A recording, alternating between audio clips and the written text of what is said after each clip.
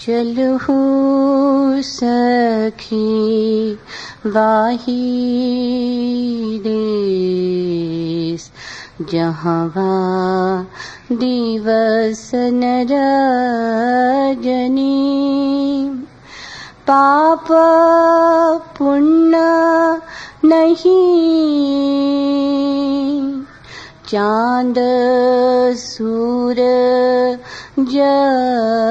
नहीं, नहीं साजन नहीं सजनी। चलहु सखी वाही देश, धरती आग पवन नहीं पानी, नहीं सोते नहीं जागनी। लोक वेद जंगल नहीं बसती, नहीं संग्रह नहीं त्यागनी। पलटू दास गुरु नहीं चेला, एक राम रम रमणी। चलहु सखी वाही देश, जहाँ दिवस न रजनी। चित मोरा अलसाना अब मुँह से बोली न जाई, मुँह से बोली न जाई। देहरी लागे पर्वत मोको, आंगन भया है विदेश। चित्त मोरा आलसाना, पलकायु धारत जुग समो बीते। बिसरी गया संदेश, विष के मुँह से ती मानी लागी। बिल में सांपू समाना, जरी गया छाछ भया धीवा निर्मल। आपुई से चुपियाना, चित्त मोरा अलसाना। अब ना चले जोर कछु मेरा, आन के हाथ बिकानी। लोन की डारी परी जाल भीतर, गली के होई गई पानी। चित्त मोरा अलसाना, सात महल के ऊपर 8 ये शब्द में सुरती समाई।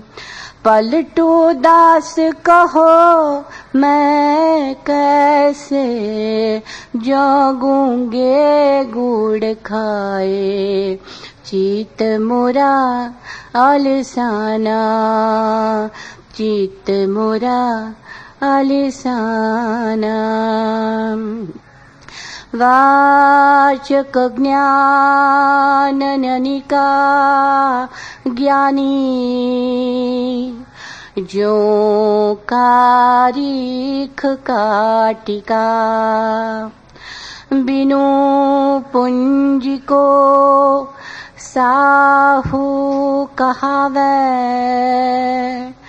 कौड़ी घर में नाही। जो चोकर के लाडू खावे, का स्वाद ते ही माही।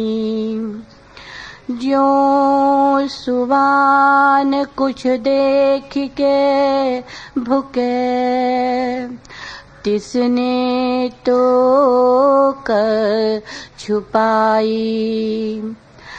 वा की भूख सुने जो भुके, सो अहम कहवाई।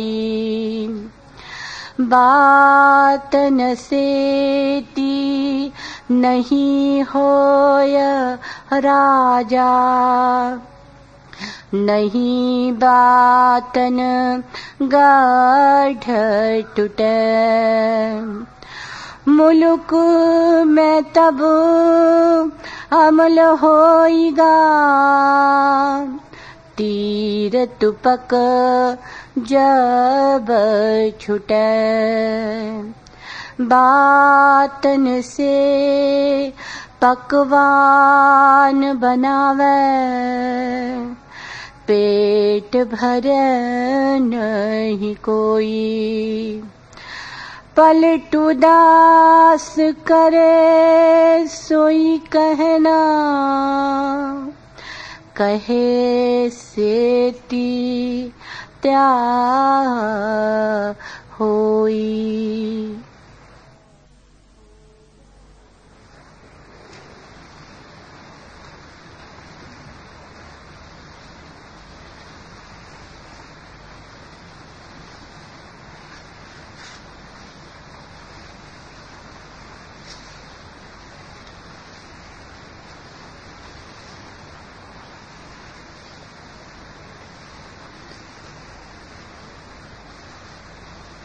नीर बहाने को मन चाहे, काहे पतझड़ भाए। मन एक सागर था न जिसकी, ध्यान लगाए डुबकी। चुन चुन सच्चे मोती लाए, ननन राह गमाए। काहे पतझड़ भाए, नीर बहाने को मन चाहे। प्रेम ज्योत का सुंदर धोखा, कोमल फूल समान। कांटा चुभकर लहू बहाए, यही प्रीति का दान। पल पल मन में आग लगाए, क्षण क्षण जी भर आए। काहे पतझड़ भाए, नीर बहाने को मन चाहे। चंद्रमा के गोरे मुख पर काली बदरी डोले, जागे दुख और बने चकोरी। खाए पवन झकोरे, बदले रूप हजारों विरहा। क्या क्या छवि दिखलाए, काहे पतझड़ भाए। नीर बहाने को मन चाहे। वह घड़ी धन्य है जब व्यक्ति को फूलों में भी कांटे दिखाई पड़ने शुरू हो जाते, जब वसंत में भी पतझड़ का आभास मिलता है, और जब जीवन में भी मृत्यु की छाया की स्पष्ट प्रतीति होने लगती। जिसने फूल ही देखे वो भटका, जिसने फूलों में छिपे कांटे भी देख लिए वह पहुंचा। जो वसंत में रम गया और पतझड़ को भुला बैठा, वह आज नहीं कल रोएगा, बहुत रोएगा, पछताएगा, बहुत पछताएगा। लेकिन जिसने वसंत में भी पतझड़ को याद रखा, वह दुख के पार हो जाता है, दुख से अतिक्रमण कर जाता है। जीवन में द्वंद्व है, सुख का, दुख का, जन्म का, मृत्यु का, कांटों का, फूलों का, वसंतों का, पतझड़ों का। इस द्वंद्व में हम एक को पकड़ते और दूसरे से बचना चाहते। यही हमारी व्यथा है, यही हमारी पीड़ा है, जिसे हम पकड़ना चाहते हैं पकड़ में नहीं आता, छूट छूट जाता है, और जिससे हम बचना चाहते हैं बच नहीं पाते, उसकी पकड़ में आ जाते। लेकिन जिम्मेवारी किसी और की नहीं, हम स्वयं ही जिम्मेवार हैं। क्योंकि जो हमें विपरीत दिखाई पड़ता है वह केवल विपरीत दिखाई ही पड़ता है नहीं। कांटे और फूल साथ साथ हैं, एक ही सिक्के के दो पहलू हैं, और जीवन और मृत्यु भी एक ही सिक्के के दो पहलू हैं। तुम एक पहलू को बचाना चाहो और दूसरे को छोड़ना चाहो, यह कैसे होगा? असंभव नहीं होता है, नहीं हो सकता है। असंभव करने चलोगे तो पीड़ा पाओगे, और यही पीड़ा जन्मों जन्मों से हम पा रहे हैं। इसलिए कहता हूं वह घड़ी धन्य है जब तुम्हें जीवन का द्वंद्व दिखाई पड़ जाए, और यह भी दिखाई पड़ जाए कि यह द्वंद्व एक बड़ा षड्यंत्र है। जैसे ही यह बात दिखाई पड़ जाएगी, तुम द्वंद्व से ऊपर उठने लगे, अतीत होने लगे, तुम दृष्टा हो जाओगे। फिर न जीवन न मृत्यु दोनों के साक्षी, न दिन न रात दोनों के साक्षी, न वसंत न पतझड़ दोनों के साक्षी, न प्रेम न घृणा दोनों के साक्षी। और जो व्यक्ति हर द्वंद्व का साक्षी है वह समाधिस्थ है, वह निर्वाण को उपलब्ध है। आज के सूत्र इसी द्वंद्वातीत अवस्था की तरफ इशारे, मील के पत्थर। समझोगे उनके इशारों को तो मंजिल बहुत दूर नहीं। पलटू कहते हैं, चलो सखी वही देश जहवा दिवस न रजनी। मित्र उस देश चले जहां न दिन होता है न रात,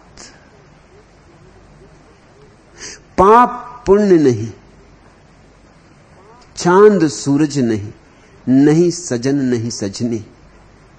मित्र चलें उस देश जहां पाप पुण्य का द्वंद्व नहीं, चांद सूरज का द्वैत नहीं, सजन सजनी का भेद नहीं।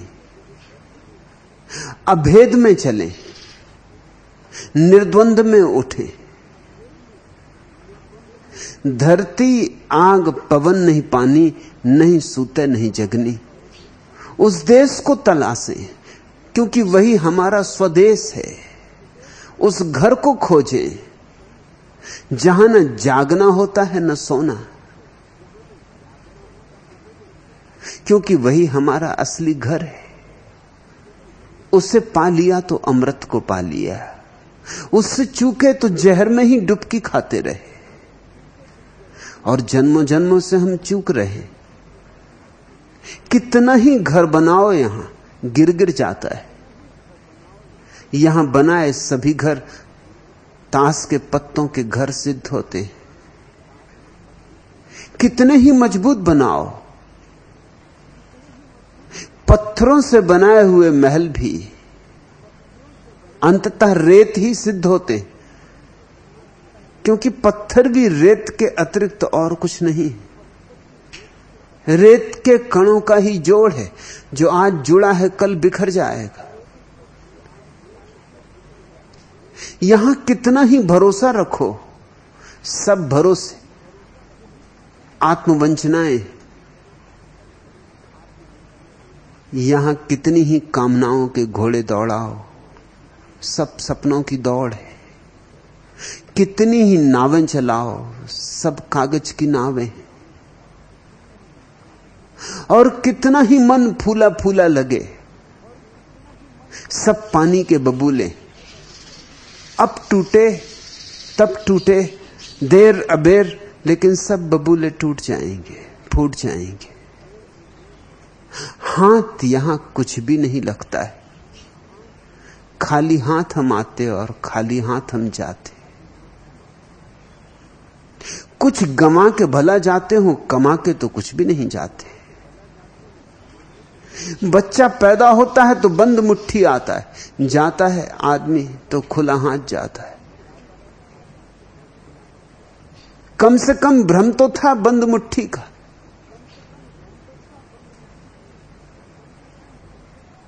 कहते हैं बंधी मुट्ठी लाख की, खुली तो खाक की। ठीक ही कहते, कम से कम बच्चा भ्रम तो लेके आता है। लेकिन वे सारे भ्रम जीवन तोड़ देता है। अभागे हैं वे लोग जो जीवन से पाठ नहीं लेते, जो जीवन की सुनते ही नहीं। जीवन तोड़ता है तुम्हारे भ्रमों को, तुम नए नए निर्मित करते हो। जीवन धूल धूसरित करता है तुम्हारे सपनों को, तुम नए नए निर्मित करते हो। मरते क्षण तक भी तुम सपनों में ही लगे रहते हो, उन्हीं का विस्तार, उसी प्रपंच में।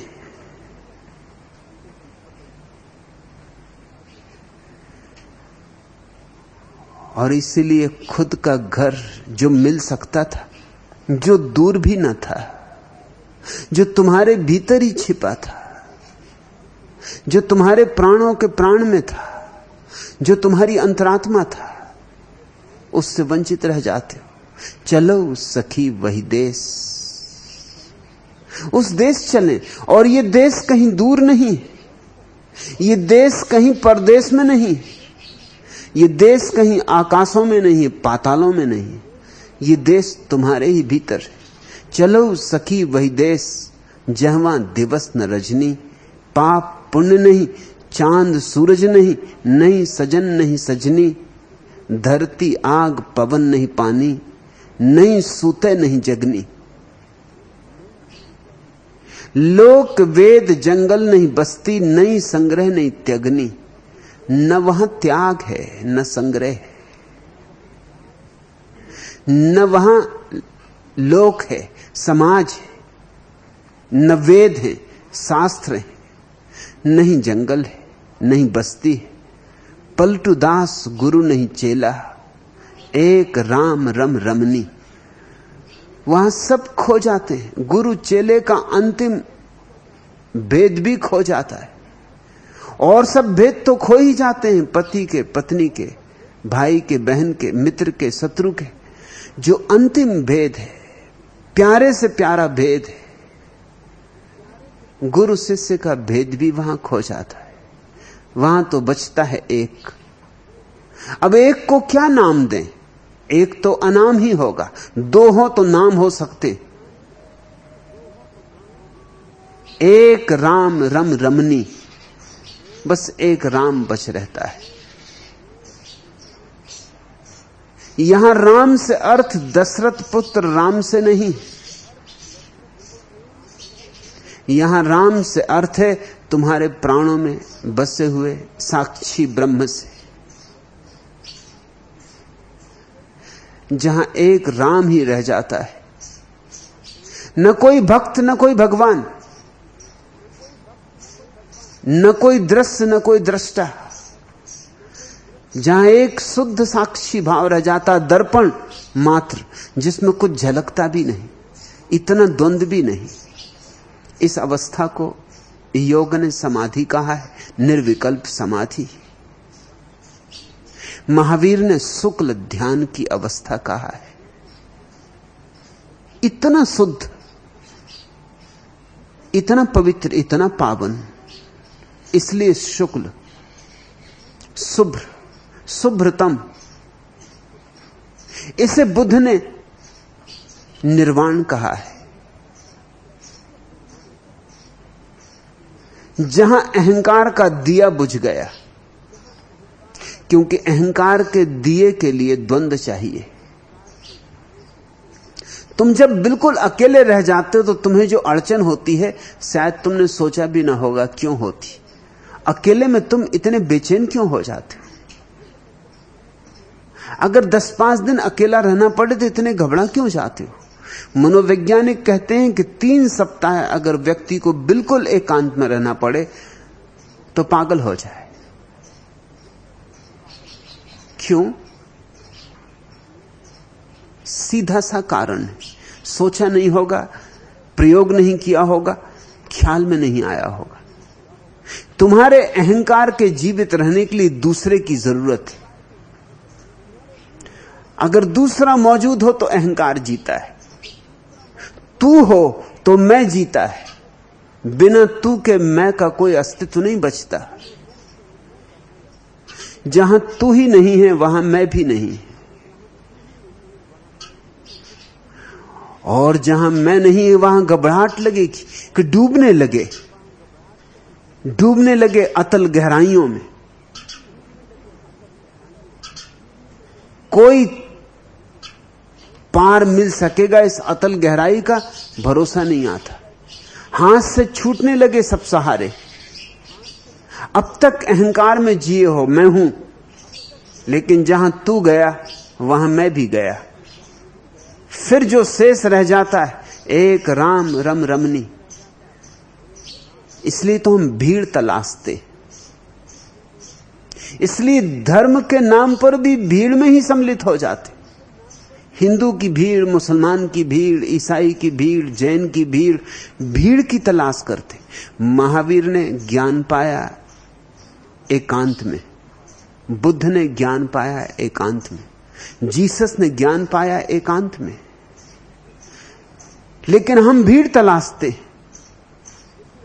हमें अकेलापन काटता है। जितनी बड़ी भीड़ हो उतना हमें आश्वासन मालूम पड़ता है। भीड़ की तलाश राजनीति है और एकांत की तलाश धर्म है। राजनेता को भीड़ चाहिए, बिना भीड़ के उसके प्राण निकलने लगते। एक भूतपूर्व एमएलए बस स्टॉप पर खड़ा हुआ आकर और थोड़ी देर बाद गिर पड़ा गस खाकर। उसकी चेतना उड़ गई और उसके आसपास अच्छी खासी भीड़ जुड़ गई। एक आदमी ने लोगों से अनुरोध किया कि आप ये भीड़ हटा लीजिए, बेचारे को हवा आने दीजिए। तब मैंने कहा नहीं, ये भीड़ रहने दीजिए। आपको शायद मालूम नहीं कि यह बेहोश पड़ा व्यक्ति एक हारा हुआ विधायक है। हाल फिलहाल ये भीड़ इसके लिए लाभदायक है। आप भीड़ हटाने की नादानी क्यों कर रहे हैं? अरे भीड़ ने सांस छोड़ दिया था, इसलिए तो ये दौड़े पड़ रहे हैं। आदमी भीड़ में जीता है, राजनेता ही नहीं, सभी भीड़ की तलाश करते। परिवार हम बसाते हैं किस लिए? अकेलापन ना अनुभव हो। विवाह करते हैं, बच्चे पैदा करते हैं, अकेलापन अनुभव ना हो, संग साथ रहे। सबसे बड़ा डर अकेले होने का डर है कि कहीं मैं अकेला ना पड़ जाऊं। इसके लिए हम कितने आयोजन करते हैं। अगर हम जीवन को छान कर देखें तो हमारे सारे आयोजन एक बात के कि किसी तरह मुझे ये याद ना आए कि मैं नहीं हूं।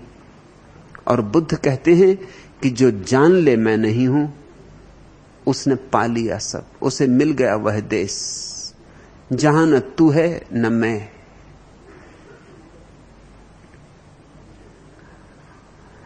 चूंकि हम भीड़ पर निर्भर होते हैं, इसलिए भीड़ से डरते भी, भीड़ से भयभीत भी रहते। भीड़ हमसे जो करवाए हम करते, भीड़ की आज्ञा माननी पड़ती। भीड़ जो चरित्र दे दे उसे थोप लेना पड़ता है, चाहे अंतरात्मा गवाही दे या न दे। भीड़ को खुश रखना होता है, क्योंकि बिना भीड़ के हम मुश्किल में पड़ जाते। इसलिए भीड़ अगर युद्ध को जा रही हो तो हम भी चले युद्ध को। अगर भीड़ मंदिर को जला रही हो तो हम भी जलाते मंदिर को। अगर भीड़ मस्जिद को गिराती हो तो हम मस्जिद गिराते। अगर भीड़ हत्याएं करती हो तो हम हत्याएं करते। हिंदू मुस्लिम दंगे सिर्फ भीड़ों के कारण है। कुछ लोग एक भीड़ के हिस्से बन गए, कुछ लोग दूसरी भीड़ के हिस्से बन गए। इस दुनिया से हिंदू मुस्लिमों के दंगे, ईसाइयों मुसलमानों के दंगे नहीं मिटेंगे तब तक जब तक आदमी अकेला होने की सामर्थ्य नहीं जुटाता।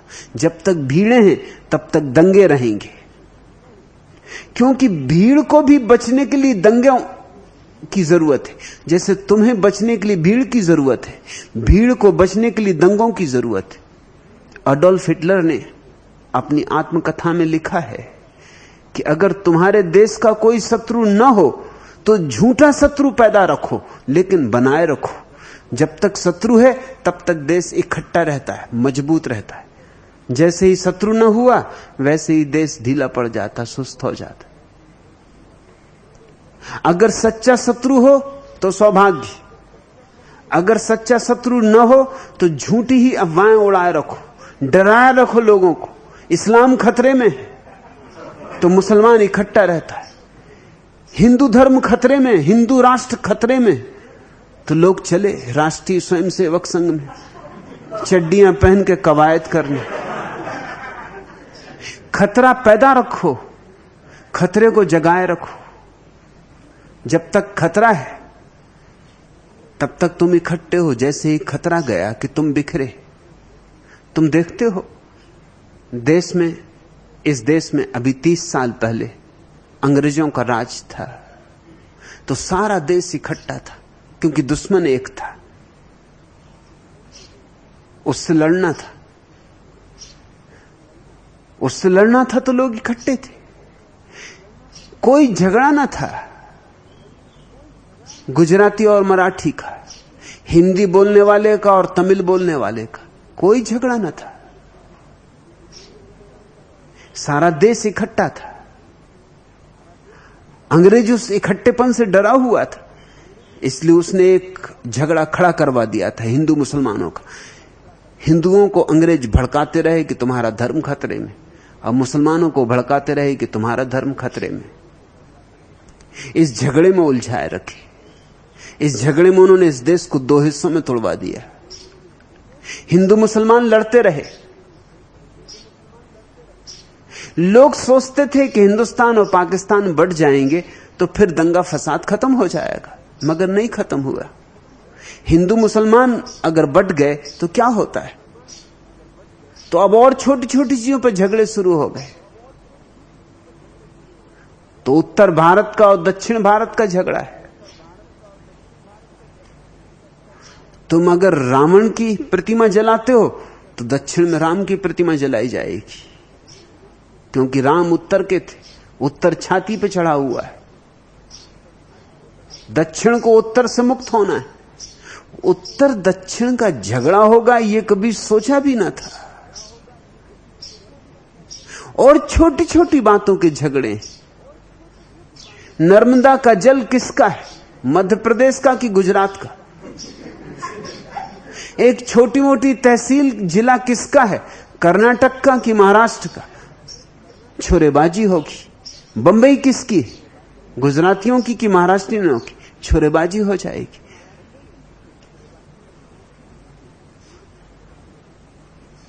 आदमी भीड़ में रहता है तो उसे लगता है मैं हूं, और भीड़ दूसरी भीड़ों से लड़ती रहती है तो उसे लगता है कि मैं हूं। अगर कोई लड़ने को ना बचे, भीड़ बिखर जाए। तुम्हें मित्रता नहीं बांधती, तुम्हें शत्रुता बांधती। तुम्हें प्रेम नहीं बांधता, तुम्हें घृणा बांधती। इसलिए तुमने देखा, अगर पाकिस्तान से झगड़ा हो रहा हो तो भारतीयों के आपसी झगड़े एकदम शांत हो जाते। अभी पाकिस्तान से पहले निपटे, फिर ये आपसी झगड़े तो पीछे काम में आ जाएंगे जब कोई और झगड़ा ना रहेगा, तब इन झगड़ों में समय बिता लेंगे। चीन का हमला हो जाए तो तुम एकदम इकट्ठे हो जाते हो, फिर तुम अपने झगड़े भूल जाते हो, और नहीं तो छोटे छोटे झगड़े खड़े हो जाते। सिखिस्तान चाहिए, बंगालियों को अखंड बंगाल चाहिए।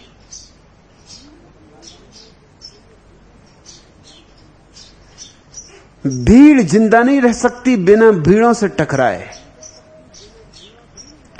ये तुम्हारे राष्ट्र भारत, पाकिस्तान, चीन, जापान, और क्या है सिवाय भीड़ों के नाम?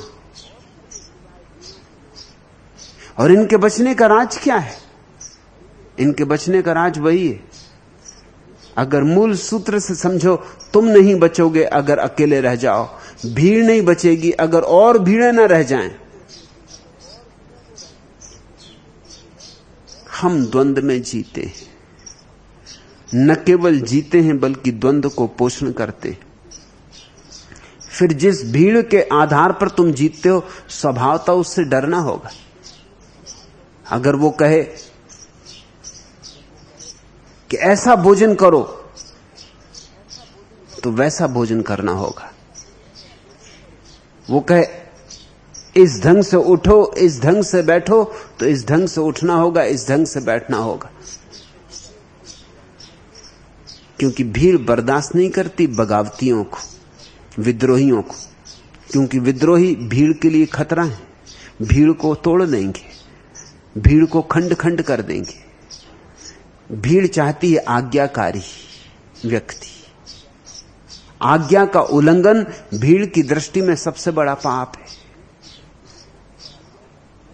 तो तुम डरते हो, और जब तक तुम एकांत में जी न पाओगे, जब तक तुम अपने भीतर के एकांत में डूब न पाओगे, जब तक तुम ध्यान में रसमग्न न हो पाओगे, तब तक भीड़ तुम्हारी मालिक रहेगी, तुम गुलाम रहोगे।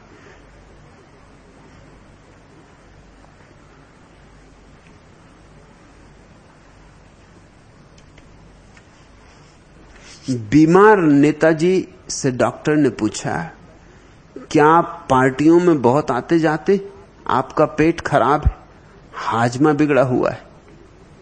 हां, मैं पार्टियों में बहुत आता जाता हूं, नेताजी ने कहा।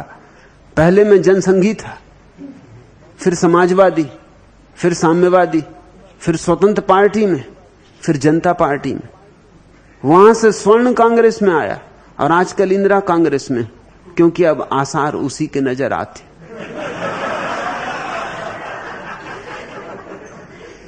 नेता पार्टी का मतलब भी एक ही जानता है। हाजमा भी खराब हो तो भी उसकी अपनी बंधी भाषा है।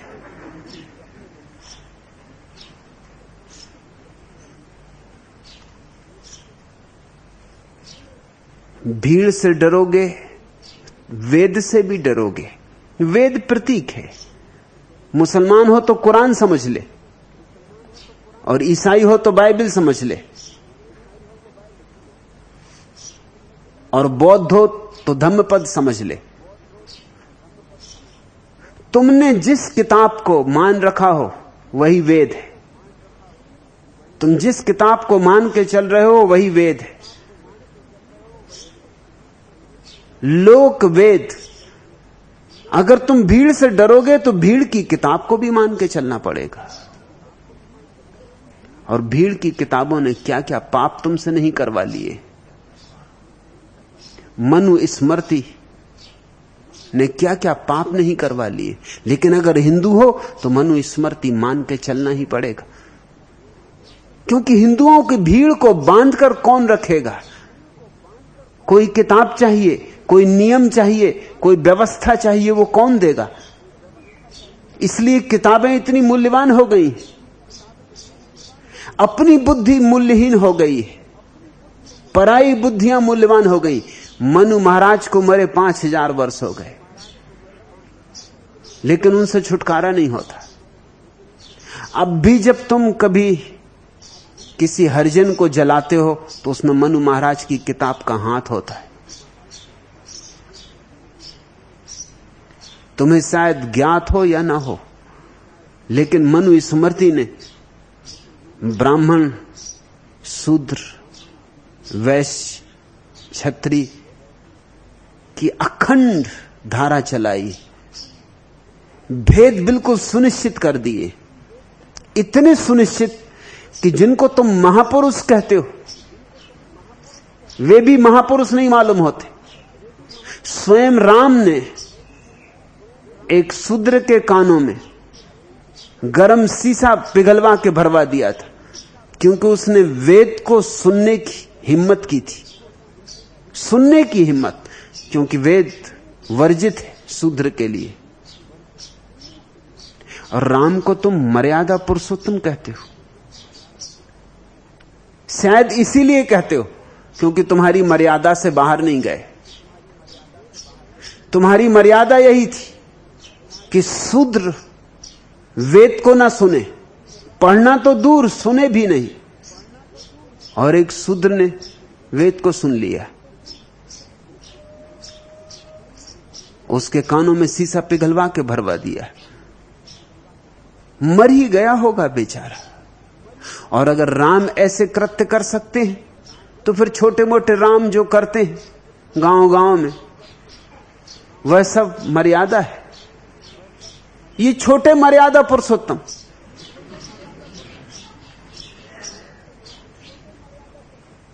तुम्हारे महापुरुष भी, तुम्हारी माने तो महापुरुष,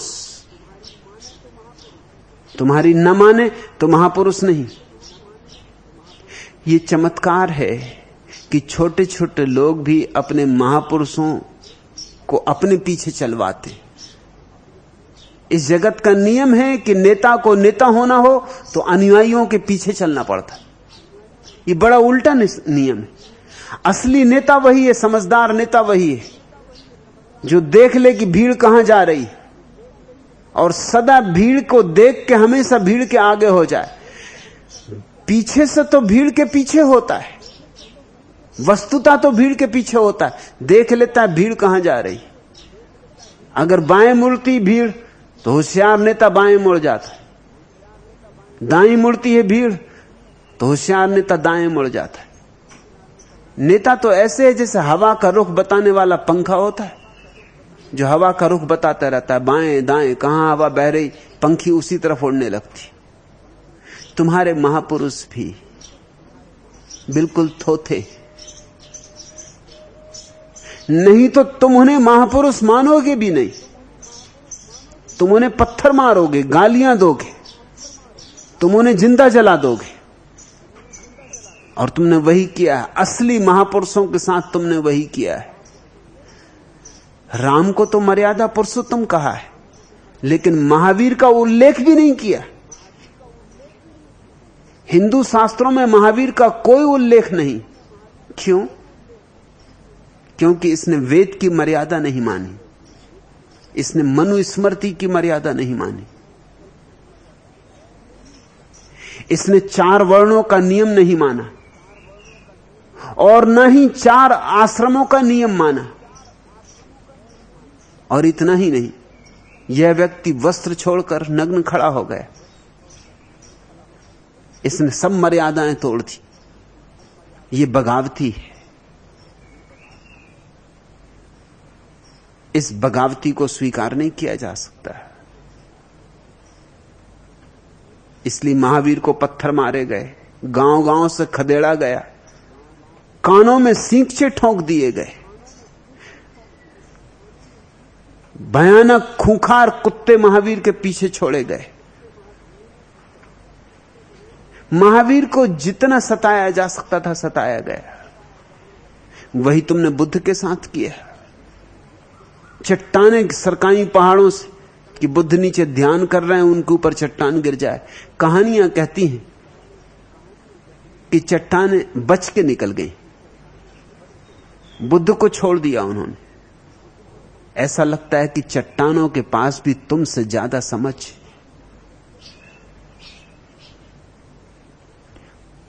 पागल हाथी बुद्ध के ऊपर छोड़ा गया, लेकिन बुद्ध के चरणों में आकर झुक गया। ऐसा मालूम होता है तुम पागल हाथियों से भी ज्यादा पागल हो।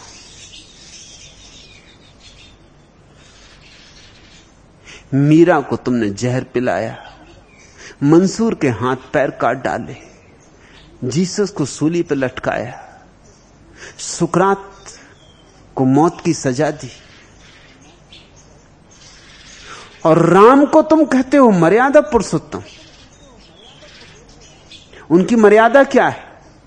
पहली मर्यादा कि बूढ़े बाप की गलत आज्ञा मानी।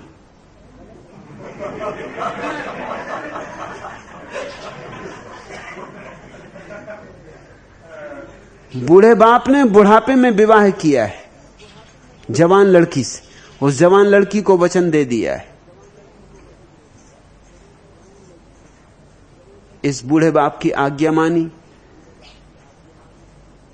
आज्ञाकारी, ये उनकी मर्यादा है।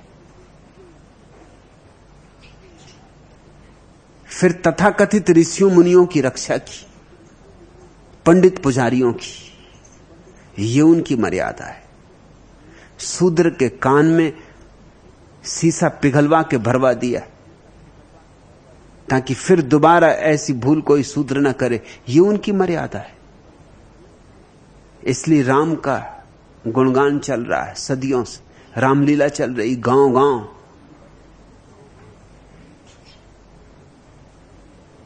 तुलसीदास की चौपाइयां लोगों ने रट ली हैं, सोचते हैं इन चौपाइयों को दोहरा के वे धार्मिक हो रहे हैं। भीड़ ने राम को इतना सम्मान दिया है, उससे साफ है कि राम भीड़ की मान के चलते रहे, जैसा भीड़ चाहती थी वैसा ही करते रहे, कुशल राजनीतिज्ञ रहे होंगे, होशियार नेता रहे होंगे।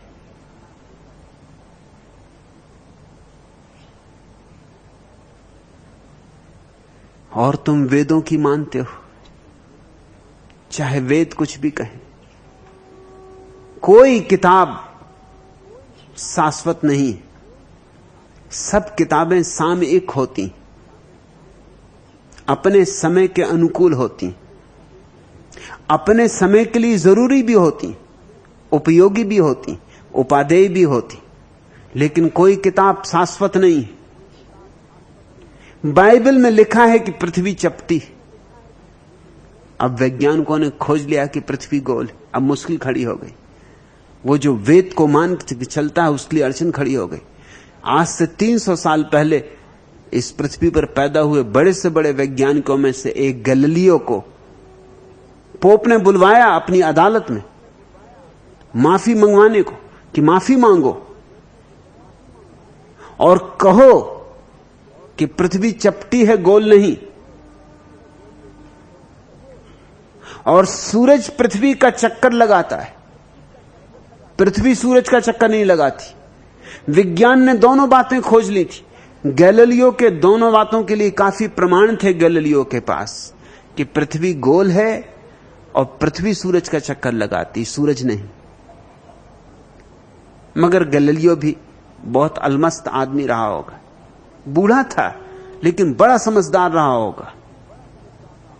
उसने कहा कि ठीक, आप सबको इससे प्रसन्नता होती कि पृथ्वी चपटी रहे, आपकी मौज।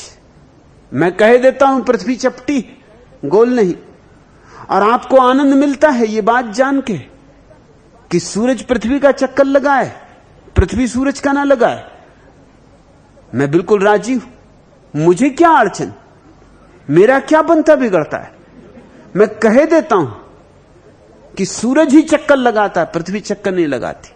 लेकिन एक बात ध्यान रहे, मेरे कहने से कुछ भी नहीं होता। पृथ्वी गोल है और गोल ही रहेगी,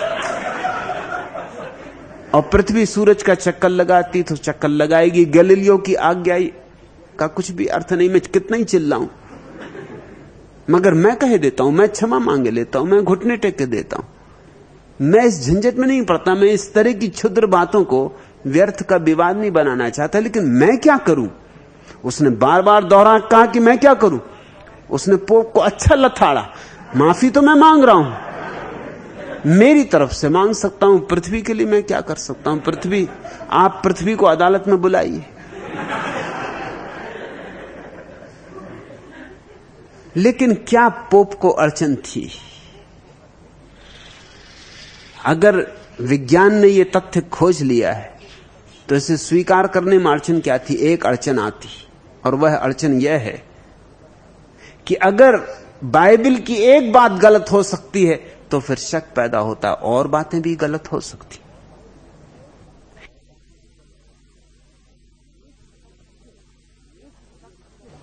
इस शक से तो बड़ी असुविधा हो जाएगी। एक ईंट खिसक जाए बुनियाद की, तो और ईंटें भी लोग खिसकाने लगेंगे।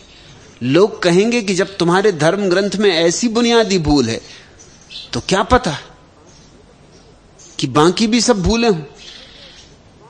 तो वो जो विश्वास का एक गढ़ खड़ा कर रखा है वो गिरना शुरू हो जाएगा। इसलिए कोई धर्म अपनी धार्मिक किताब में किसी तरह का विचार स्वीकार नहीं करना चाहता। जैसा लिखा है बस वैसा, उससे इंच भर इधर उधर नहीं होना। और कोई धर्म ग्रंथ सदा के लिए उपयोगी नहीं हो सकता। अपने समय की प्रतिछाया होती है उसमें, अपने समय की भाषा होती है, अपने समय के नियम प्रतिबिंबित होते हैं, और ठीक अपने समय के लिए वो उपयोगी भी रहा है। लेकिन उसे सदा के लिए उपयोगी बनाना और सदा के लिए लोगों की छाती पर थोप देना खतरनाक है, महंगा सौदा है। लेकिन हम खुद ही कर लेते। हम लोगों से डरते हैं और हम शास्त्रों से डरते हैं, और ये दोनों भय हमें अपने अंतरतम में नहीं जाने देते। स्वयं की प्रज्ञा को निखारो, स्वयं की बुद्धि को धार धरो। शास्त्र में नहीं, स्वयं में छिपा है सत्य, और भीड़ में नहीं। पाओगे अगर परमात्मा को तो अपने में, स्वयं में। लोक वेद जंगल नहीं बसती, नहीं संग्रह नहीं त्यागनी। एक ऐसी भी चैतन्य की दशा है जहां न संग्रह है, परिग्रह है, न त्याग है। इस बात को समझना, क्योंकि दुनिया में दो तरह के लोग हैं। होने चाहिए तीसरे तरह के लोग, लेकिन तीसरे तरह के लोग तो कभी कभी होते हैं, बहुत विरल। दुनिया में दो तरह के लोगों की भीड़ है। एक वे जो संग्रह में जीते, इकट्ठा किए जाओ, भरे जाओ, कुछ भी हो, कूड़ा करकट, लेकिन भरे जाओ, इकट्ठा किए चले जाओ। मैं एक मित्र के साथ घूमने निकलता था। एक साइकिल का हैंडल पड़ा था रास्ते के किनारे। उन्हें संकोच तो बहुत लगा, लेकिन मुझसे कहा माफ करिए, और उन्होंने तो हैंडल उठा लिया। मैंने कहा इस जंग लगे हैंडल का, टूटे फूटे हैंडल का क्या करोगे? उन्होंने कहा आप देखिए, ऐसे मैंने दो चाक भी इकट्ठे कर लिए, पैडल भी एक है मेरे पास, जरा देखते जाइए, बनती बनती बन जाई। एक ना एक दिन साइकिल बना के बता दूंगा। और जब मैं उनके घर गया तब तो मैं चकित रह गया। उन्होंने तो कई तरह की चीजें इकट्ठी कर रखी थी, जिन चीजों का कोई उपयोग नहीं रहा वो भी सब इकट्ठी कर रखी थी। उनके घर में रहने की जगह नहीं बची थी। टूटा फूटा फर्नीचर, बर्तन भांडे, सब उनके घर में जो भीतर आता वो बाहर जाता ही नहीं। जो चीज भीतर आ गई वो इकट्ठी होती चली जाती। कोई धन इकट्ठा करता है, कोई ज्ञान इकट्ठा करता है, कुछ हैं जो त्याग इकट्ठा करने लगते हैं, मगर इकट्ठा करना जारी रहता है। ये क्यों ऐसा होता है? इकट्ठे करने की इतनी दौड़ क्यों है? ये परिग्रह का इतना पागलपन क्यों है? हम बहुत खाली मालूम होते हैं। आत्मज्ञान के बिना व्यक्ति खाली है ही, और खालीपन काटता है। इसे किसी तरह भर लो। लोग ज्यादा भोजन करके भर लेते। मनोवैज्ञानिक कहते हैं कि लोग ज्यादा भोजन इसलिए कर लेते हैं कि खालीपन लगता है। ज्यादा कपड़े इकट्ठे कर लेते क्योंकि खालीपन लगता है। कुछ भी इकट्ठा करो, इकट्ठा करने का ये जो रोग है, ये तुम्हारे भीतर के रिक्तता का सूचक है। पश्चिम में बहुत रिक्तता का बोध है, इसलिए पश्चिम में इकट्ठा करे जाओ चीजों को, और यहां भी चीजें उतनी नहीं है, सुविधा उतनी नहीं इकट्ठी करने की, इसलिए लोग कूड़ा करकट ही इकट्ठा करते हैं, मगर कुछ ना कुछ इकट्ठा करते जाओ। इकट्ठा करने में एक तरह की भ्रांति होती है कि हम भरे पूरे। भरा पूरा तो आदमी सब तभी होता है जब राम से भरता है। फिर याद दिला दूं, दशरथ के बेटे राम से मतलब नहीं, दशरथ के बेटे राम से तो मुझे कुछ लेना देना ही नहीं।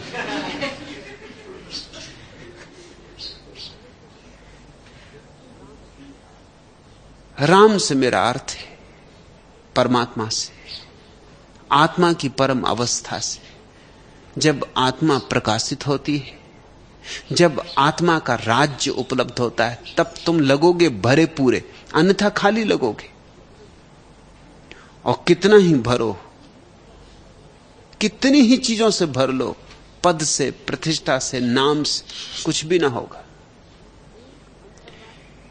एक अंतर्राष्ट्रीय भोज सम्मेलन का आयोजन किया गया था, जिसमें दूर दूर देशों से आए हुए महारथी सम्मिलित हुए थे। सम्मेलन में सबसे ज्यादा भोजन करने वाले व्यक्ति को सम्मानित किया जाने वाला था तथा उसे अनेक उपहार दिए जाने वाले थे।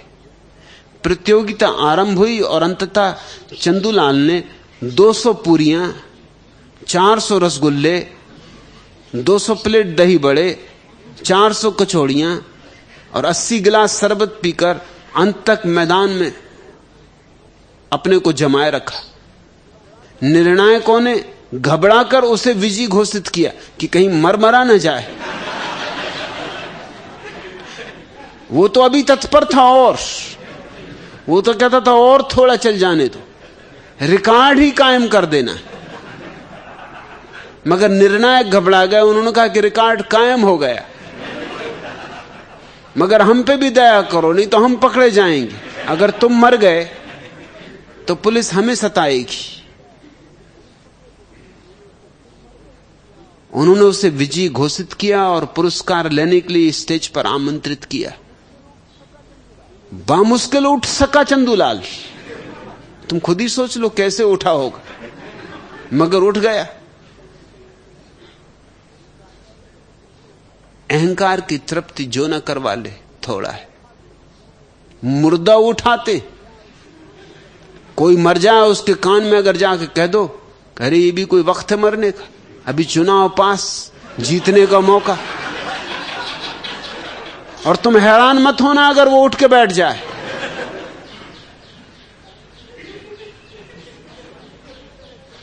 किसी तरह चंदूलाल उठ के खड़ा हो गया, स्टेज पे पहुंचा।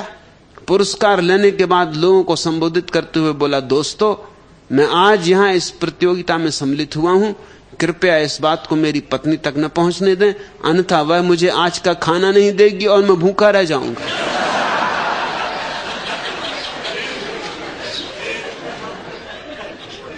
लोग भरे जाते, भरे जाते, फिर भी भरता नहीं कुछ, फिर भी खाली के खाली रह जाते। मुझे एक कहानी बहुत प्रीतिकर है, सूफियों की कहानी है। एक फकीर ने एक सम्राट के द्वार पर अपना भिक्षा पात्र रखा।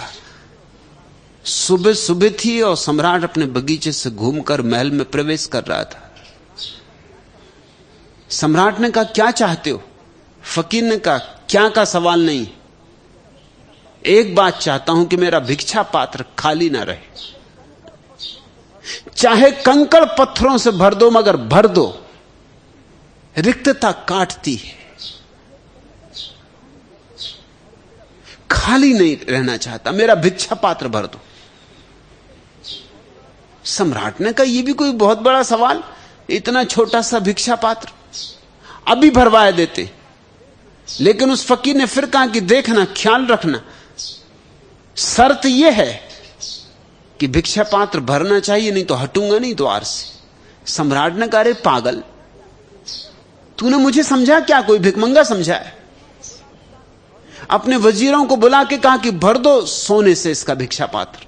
स्वर्ण असरफियां डाली गई, मगर उसका भिक्षा पात्र अद्भुत था। डाली गई स्वर्ण असरफियां आवाज भी ना करें और खो जाएं, खनखन की आवाज भी ना हो, जैसे किसी अतल गहराई में गिर गई। छोटा सा भिक्षा पात्र, और जब झांक कर देखो तो उनका पता ही ना चले। खजाना खाली होने लगा। दोपहर हो गई, सारी राजधानी इकट्ठी हो गई। खबर आग की तरह फैल गई कि सम्राट ने एक झंझट ले ली, बड़े बड़े युद्ध जीता, एक फकीर से हारा जा रहा है। और फकीर अपना भिक्षा पात्र लिए खड़ा है और अपना चमीटा बजा रहा है, और वो कहता है कि तब तक नहीं हटूंगा जब शर्त स्वीकार किए तो मेरा भिक्षा पात्र भर दो। और राजा के आंसू निकले आ रहे हैं, और राजा की कमर टूटी जा रही। हीरे जवारात भी चले गए, सोना चांदी भी चला गया, जो कुछ भी था पास सब समाप्त हो गया। सांझ होते होते खजाने खाली हो गए। वजीरों ने कहा हमारे पास कुछ भी नहीं। सम्राट उसके पैरों पर गिर पड़ा, कहा मुझे क्षमा करो, मगर जाने के पहले एक राज बता जाओ, तुम्हारे इस भिक्षा पात्र का क्या रहस्य? उस फकीर ने कहा इसका कोई रहस्य नहीं, इसे मैंने आदमी की खोपड़ी से बनाया है। ना आदमी की खोपड़ी कभी भरती है, ना ये भिक्षा पात्र कभी भरता है। इसका कोई बड़ा राज नहीं। ऐसी मरघट पे ये खोपड़ी मिल गई थी, इसको घिस घिस के ठीक ठाक करके मैंने भिक्षा पात्र बना लिया। जब मैंने बनाया था भिक्षा पात्र, मुझे भी ये राज पता नहीं था। वो तो जब मैंने चीजें इसमें रखी और खो गई, तब मैं चौंका कि वाह वाह रे आदमी, जिंदा में भी चमत्कार, मर के भी चमत्कार।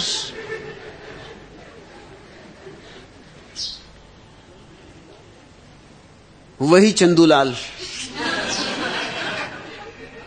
विश्व प्रतियोगिता फेम। एक दिन घबराए हुए डॉक्टर के यहां पहुंचे और बोले, डॉक्टर साहब आजकल मुझे भूख नहीं लगती।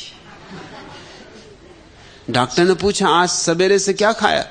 चंदूलाल बोले सवेरे बिस्तर पर वही कोई 10 कप चाय पी, और चाय के साथ 10-15 प्लेट जलेबियां। फिर हाथ मुंह धो के बाजार गया, वहां कोई 15 प्लेट समोसे और कोई 6 गिलास दूध पिया। फिर शहर का एक चक्कर मारा, तब तक 11 बज चुके थे और भोजन का समय भी हो चुका था। सो घर पहुंचा, वहां 20 रोटियां और 10 प्लेट चावल और कोई 10 संतरे खाए। और डॉक्टर बीच में ही टोकते हुए बोला, तो क्या अब मुझे खाने का इरादा है?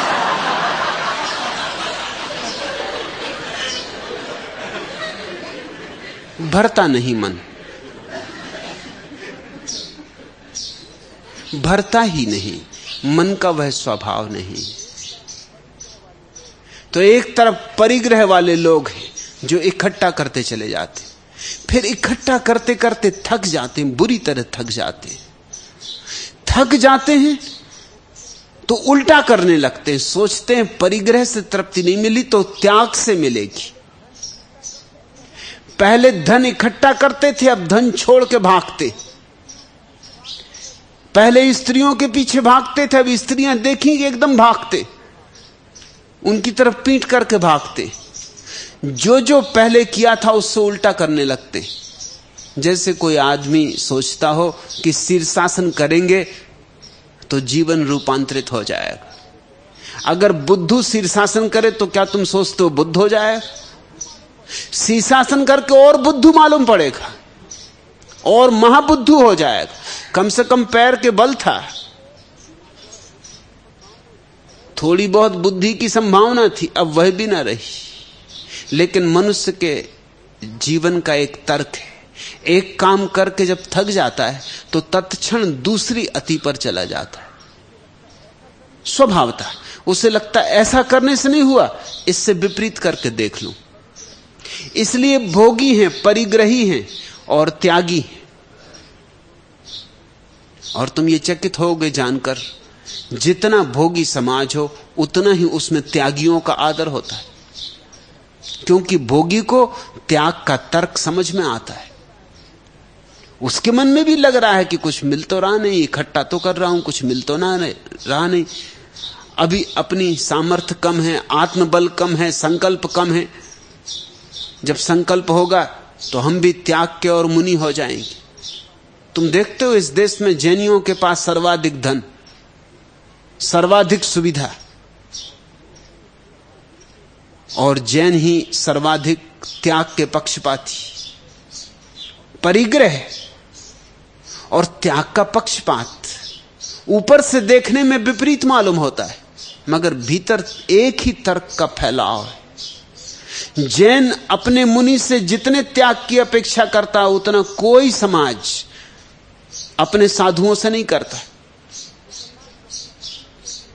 मुसलमान अपने फकीर से इतने त्याग की आशा नहीं करते, क्योंकि मुसलमान के पास अभी कुछ है ही नहीं, अभी वो थका ही नहीं है परिग्रह से, तो त्याग की अपेक्षा कैसे करे। लेकिन जैन अपने फकीर से बहुत त्याग की अपेक्षा करते। जैन श्रावक तो बिल्कुल जांचते रहते हैं अपने मुनि को कि कहीं जरा सी भूल चूक मिल जाएगी, इसको ठिकाने लगा दे।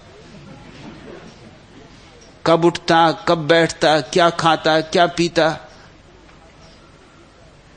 कितना खाता, कितना पीता, सब जांच पड़ताल रखते। व्रत उपवास नियम से करता कि नहीं करता, सब तरह का हिसाब रखते। मगर धोखा देने वाले रास्ते निकाल ही लेते। कुछ दिनों पहले जैनों के एक तीर्थ शिखर जी में नग्न दिगंबर जैन मुनि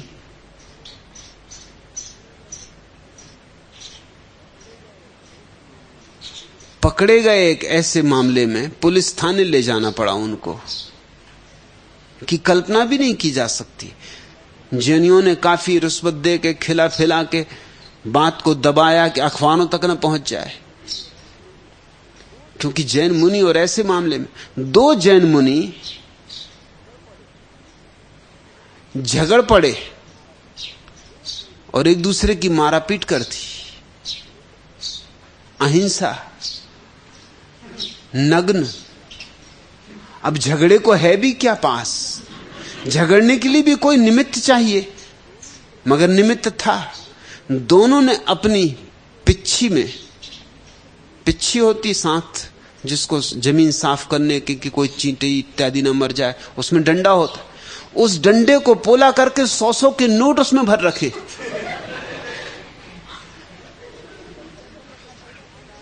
और दोनों ने तय कर रखा था कि आधा आधा बांटेंगे।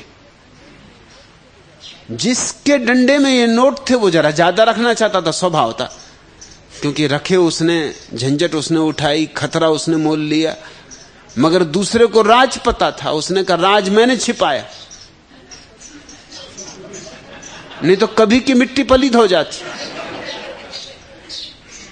बराबर हिस्सा बंटना चाहिए। इसी पे झगड़ा हो गया। और तो कुछ था नहीं, बस वो पिच्छियां थीं, उन्हीं से एक दूसरे की पिटाई कर दी। कुछ गांव के लोगों ने देख लिया, उन्होंने पुलिस में खबर कर दी। पुलिस थाने में दिगंबर जैन मुनि मौजूद, और तब ये सबरा राज खुला कि झगड़ा नोटों का है। अब तुम कभी सोच भी नहीं सकते कि दिगंबर जैन मुनि अपनी पिच्छी की डंडी में और नोट रखे होगा। अब की बार दिगंबर जैन मुनि मिले तो पहले पिच्छी की डंडी देखना, पीछे नमस्कार करना।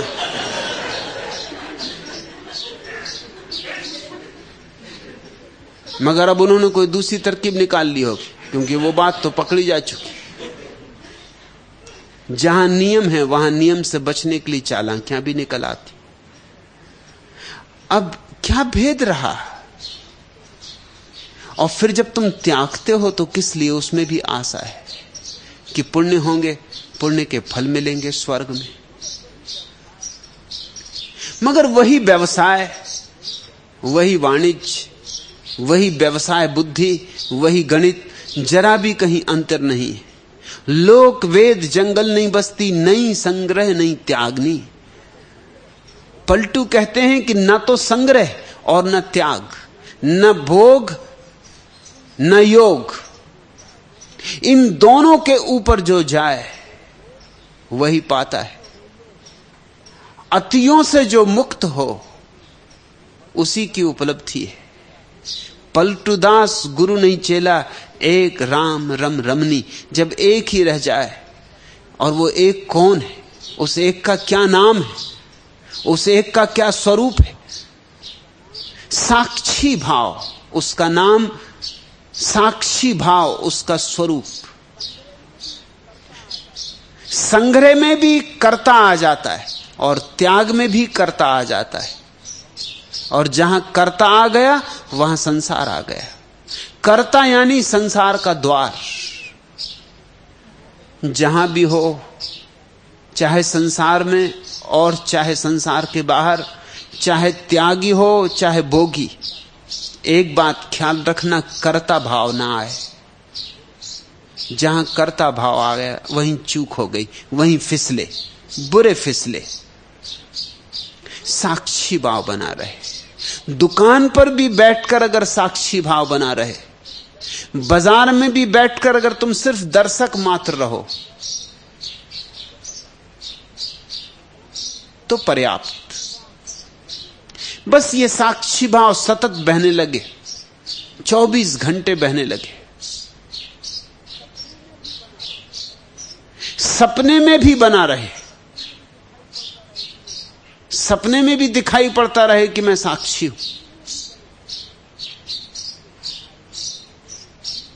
फिर तुम्हारे ऊपर कोई कालिख न रह जाएगी, कोई कलुष न रह जाएगा, कोई कलमस न रह जाएगा।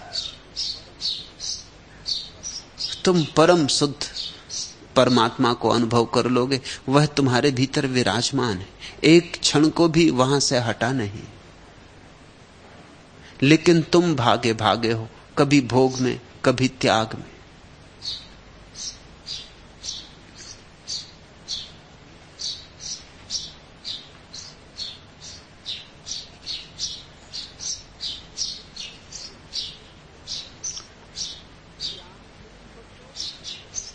त्याग से भी बचो, भोग से भी बचो। उन दोनों में बहुत भेद नहीं। मुल्ला नसरुद्दीन, ऐसा लगता है कि ये 2 कप तुम्हें किसी प्रतियोगिता में मिले होंगे। मुल्ला के घर आए हुए एक मेहमान ने चांदी के 2 कपों को देखकर पूछा, हां, मुझे अखिल विश्व संगीत प्रतियोगिता में ये इनाम में मिले थे। अच्छा, कब मिले थे? सन 1956 में। एक ही प्रतियोगिता में 2 कप क्यों मिले? जब मैंने गायन वादन प्रारंभ किया तब यह छोटा सा कप मिला, मुल्ला नसरुद्दीन ने समझाया, और बाद में गाना बंद करवाने के लिए उन्होंने ये बड़ा वाला कप इनाम में दिया।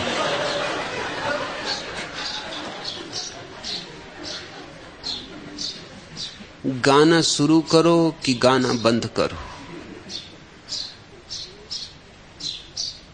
ये एक ही प्रक्रिया के 2 अंग हुए।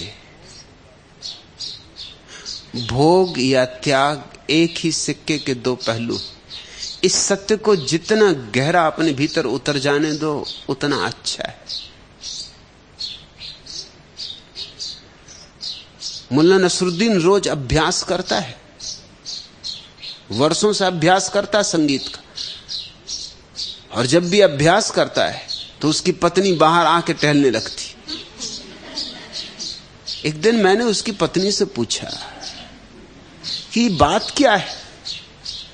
जैसे ही मुल्ला राग छेड़ता है, उसने भरा आलाप कि तू लाख काम छोड़ के एकदम बाहर क्यों निकल आती, और जब तक वो बंद नहीं करता अभ्यास बाहर ही टहलती रहती। उसने कहा इसलिए ताकि मोहल्ले वाले ये न समझे कि मैं उसकी पिटाई कर रही।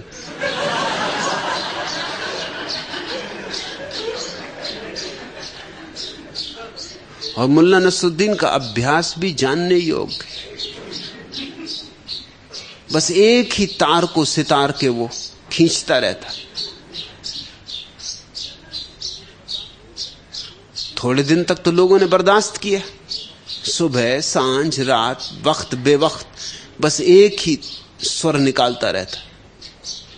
आखिर मोहल्ले वालों ने उसकी पत्नी से प्रार्थना की कि भाई ये किस तरह का अभ्यास हो रहा है, एक ही सुर सुन सुन के हम दीवाने हुए जा रहे हैं। कभी कभी तो ऐसी हालत हो जाती कि अपना सिर दीवार से फोड़ लें कि क्या करें, इसका एक सुर बजता ही रहता है। मुल्ला की पत्नी ने कहा मैं भी क्या करूं। मैंने उनसे प्रार्थना की कि आप ये एक सुर बजाना बंद करो। दुनिया में हमने और भी वादक देखे हैं, कई सुर बजाते हैं, सब तार छेड़ते। नसरुद्दीन ने कहा उनको अभी अपना सुर मिला नहीं, वो उसकी खोज कर रहे हैं। मुझे मिल गया, अब मैं क्यों खोजूं? जब मिल ही गया तो मैं उसी को बजाता हूं। एक रात एक पड़ोसी ने खिड़की खोली और नसरुद्दीन से कहा, नसरुद्दीन अब बंद भी करो बड़े मियां, 4 बज गए, अगर 1 मिनट और बजाया तो मैं खिड़की से कूद के आत्महत्या कर लूंगा। नसरुद्दीन ने कहा कि तुम्हारी मर्जी, मुझे तो सितार बंद किए 2 घंटे हो चुके। अब तुम सोच सकते हो लोगों की क्या हालत हो गई हो, पगला गए। अभी भी उनको सुनाई पड़ रहा, वो 2 घंटे से बंद ही कर चुका है। उसने कहा मैं तो सो रहा था, तुमने बुलाया तो नींद में से उठा। इसमें मेरा कोई हाथ नहीं।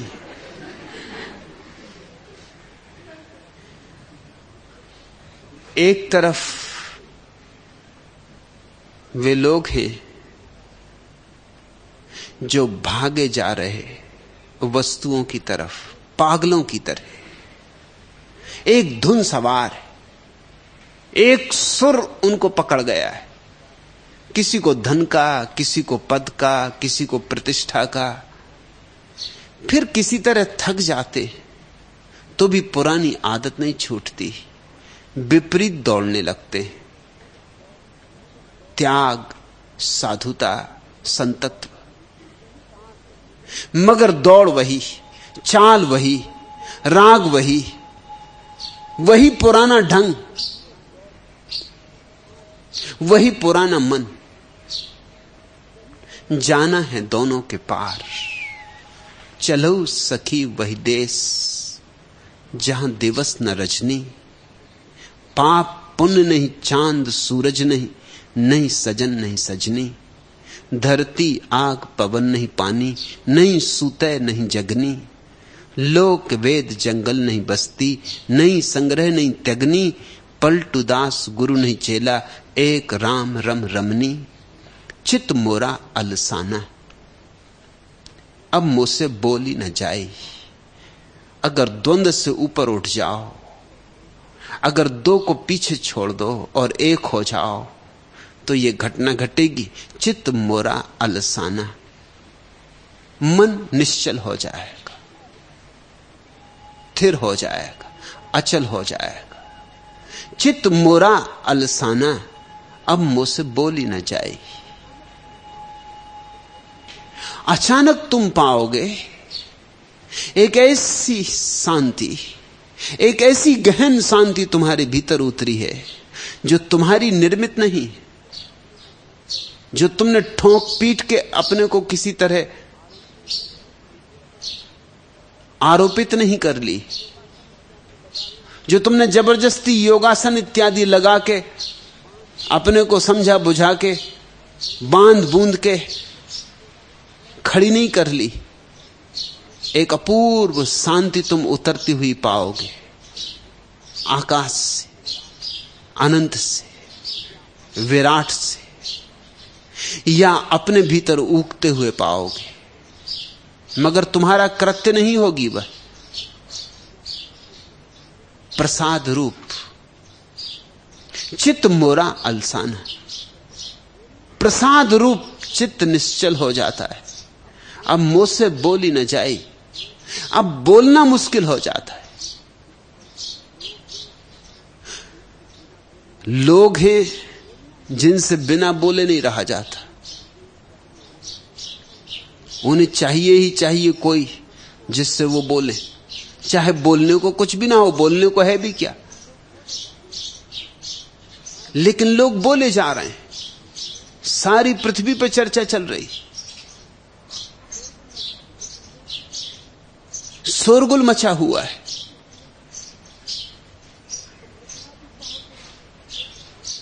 तुम रुकना भी चाहो तो रुक नहीं सकते। लोग रात में भी नींद में बड़बड़ा रहे, दिन में ही नहीं बोलते, रात में भी बोल रहे। और अगर उनको अकेला छोड़ दो 2, 4, 10 दिन रहने के लिए, तो अकेले में खुद से बातें करने लगेंगे। वैज्ञानिक कहते हैं 21 दिन लगेंगे उन्हें अकेले में अपने से बात करने में। बस 21 दिन के बाद बर्दाश्त के बाहर हो जाएगा, फिर वो खुद ही बोलेंगे और खुद ही जवाब देंगे। आखिर किसी चीज में तो अपने को उलझाएंगे, बातें इतनी इकट्ठी हो जाएंगी 21 दिन में उनके भीतर की बहने लगेंगी, ऊपर से बहने लगेंगी। अब कोई सुने कि ना सुने। मुल्ला नसरुद्दीन चंदूलाल से कह रहा था, चंदूलाल मेरी पत्नी बड़ी अजीब है, अकेले में ही बोलती रहती।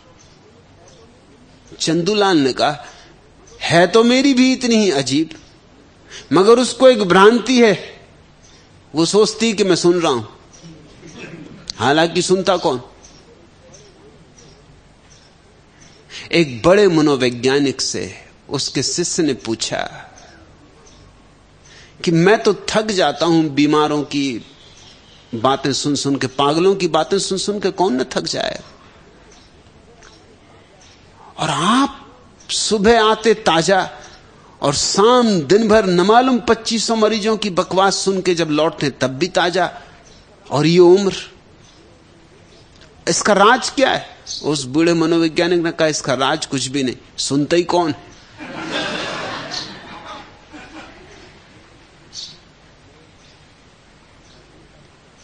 मैं एक राजनेता को जानता था, कैलाशनाथ काटजू।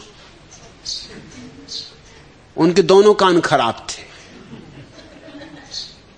वो जब तक यंत्र ना लगाएं तब तक सुन नहीं सकते थे, और जब भी कोई उनसे कुछ शिकायत करने आए वो पहला काम करते थे यंत्र निकाल कर रख देते। ये होशियारों के लक्षण। मैंने उनसे पूछा कि ये आपने तरकीब कैसे खोजी। उन्होंने कहा, और क्या करूं, मार डालेंगे इनकी बकवास सुन सुन के। इनको भी लगता रहता है कि मैं सुन रहा हूं, ये भी प्रसन्न और मैं भी प्रसन्न। ये समझे कि सुन लिया और प्रसन्न घर लौटते, और मैं हां हूं करता रहता हूं। तुम भी अगर गौर करोगे तो तुम लोगों की बात इसी तरह सुनते नहीं तो पगला जाओगे। कौन सुनता है, कौन किसकी सुनता है।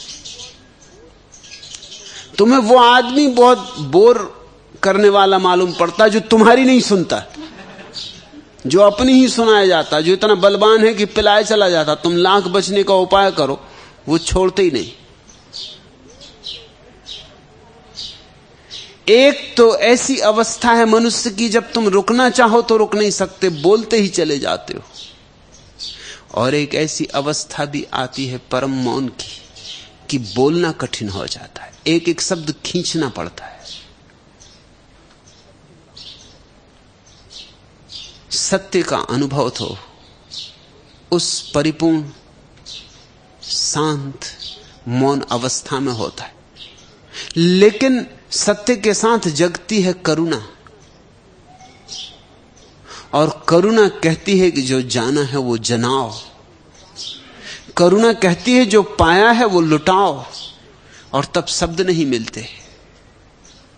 चित मोरा अलसाना, अब मुझसे बोली ना जाए, पलटू कहते हैं एक वक्त था कि बोल ही बोल चलता था, काम बेकाम, जरूरत गैर जरूरत। और अब ऐसी घड़ी आई कि चित्त अलसा गया है, निश्चल हो गया। अब बोलने की घड़ी आई, बोला नहीं जाता। अब मौका आया कि कुछ कहूं, कि कुछ कहने योग्य मेरे पास है, और शब्द नहीं जुटते। दहरी लागे पर्वत मोक। एक वक्त था कि भागा फिरता था, पहाड़ लांग जाता, शांति ही न थी तो आपाधापी थी, भागदौड़ थी, 7 समंदर लांग जाता। और अब हालत यह आ गई, दहरी लागे पर्वत मुख। वो जो घर की दहरी, उसके बाहर जाने का मन नहीं होता। दहरी लागे पर्वत मुख को, आंगन भया है विदेश। अपना ही आंगन विदेश हो गया है। अपने आंगन में भी जाने का मन नहीं रहा, जाने का ही मन नहीं रहा, मन ही नहीं रहा। सारा व्यवसाय छीन हो गया, सारा व्यापार बंद हो गया, मन की गति खो गई, मन की चंचलता खो गई। और अब मौका था कि जाता, क्योंकि लोग हैं जो भटक रहे। अब था कि उन्हें हिलाता डुलाता, अब था कि कुछ कहता उनसे। अब मेरी बात में कुछ प्रामाणिकता थी, अखबार में पढ़ी बात न थी, वेद और कुरान में पढ़ी बात न थी, लिखा लिखी की है नहीं, देखा देखी बात। जब तक लिखा लिखी की थी, खूब कहा, खूब सुना। अब देख लिया, अब कहने का क्षण आया, मगर अब कहने के लिए शब्द नहीं। दहरी लागे पर्वत मुख, आंगन भया है विदेश। पलक उघारत जुग सम बीते। आंख खोलने की ही तबीयत नहीं होती। पलक उघारत जुग सम बीते। ऐसा लगता है जैसे कि आंख खोलने में हजारों साल लग जाते हो। इतनी मुश्किल मालूम होती है छोटी सी बात, आंख का खोलना। बिसर ही गया संदेश, है मेरे पास देने को, मगर कैसे दूं? शब्द बिसर गए। संदेश जिन शब्दों में दिया जा सकता था, वे शब्द बिसर गए। एक भाव है, लेकिन शब्द नहीं मिलते। एक गीत है, लेकिन गान नहीं मिलता। संगीत है, लेकिन वाद्य नहीं मिलता। घूंगर आज हाथ लगे, मगर पैर कहां जिन पे बांधूं? आकाश उपलब्ध हो गया, लेकिन पंख कट गए। विस्के मुए सेती मन जागी, बिल से बिल में सांप समाना। वासना के जहर से आत्मा जग गई, लेकिन सारा ऊहापोह, सारा विचार, मन की सारी प्रक्रियाएं ऐसी हो गई जैसे कोई आदमी आ जाए और सांप डर के अपने बिल में समा जाए। मैं क्या जाग गया, मन का सांप डर के अपने बिल में समा गया। पलटू बड़ी कीमत की बात कह रहे हैं। ये सारे संतों की पीड़ा है। और ऐसा नहीं कि संत नहीं बोले, बोले, खूब बोले। महावीर 40 वर्ष जिंदा रहे ज्ञान के बाद, झरी वाणी। बुद्ध 42 वर्ष जिंदा रहे, सतत बोले, सुबह बोले, सांझ बोले, फिर भी बोल नहीं पाए। जो बोलना था वो अबोला ही रह गया। जो गाना था वो गीत गाया नहीं जा सका।